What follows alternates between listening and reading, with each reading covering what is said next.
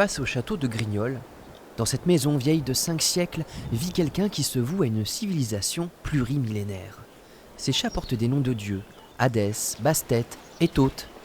Thoth, que voici représenté, c'est le créateur des hiéroglyphes, le dieu préféré d'Yvonne Bonamy, puisqu'elle est l'auteur du seul dictionnaire français des hiéroglyphes. Elle en a vendu 4000 et prépare une 3e édition, un travail de scribe qui s'apparente aussi à celui d'un programmateur informatique.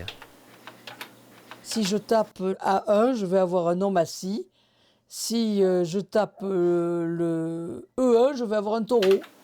Un dessin peut correspondre à un mot, mais les hiéroglyphes sont aussi composés d'une série de 24 signes, les unilitaires, qui correspondent chacun à un son différent. Démonstration de déchiffrement d'un texte de la vallée des Reines à Luxor. Si vous avez Jed, In, Maat, Sat, Ra, Di, Djesser, Ouretne, Mettessou, Nefertari. Et ça veut dire que Ra donne, fasse des dons à la grande épouse royale Nefertari. C'est à l'âge de 7 ans qu'Yvonne a eu le coup de foudre pour l'Égypte, mais c'est seulement depuis sa retraite, après avoir été bibliothécaire à Saint-Astier, qu'elle s'est plongée dans l'étude des hiéroglyphes, avec l'aide de son mari André, qui l'a assisté lors de leur voyage au pays des pyramides. Ça, c'est des photos argentiques que j'ai pris au cours de mes 5 premiers voyages, avant qu'on ne puisse faire du numérique, évidemment.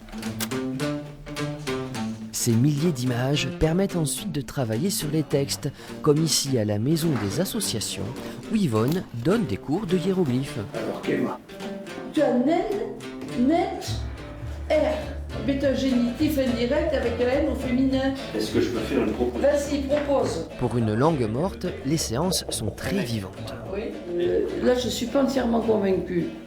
Mais c'est très bien qu'il y ait débat. Moi, j'arrive pas pour le Deus Ex Machina qui descend et qui dit c'est comme ça. Moi, j'aime bien que les autres les aient trouvés aussi. Il faut la féliciter parce que c'est un travail de longue haleine. Il faut être marteau pour faire ça. Et elle est toute seule pour faire ça. Si vous regardez dans les introductions des autres dictionnaires, les gars, ils sont toute une équipe. Si vous êtes tenté par un grand plongeon dans l'égyptologie et les mystères de la langue des pharaons, contactez l'association Kemet qui propose aussi des conférences et des expositions.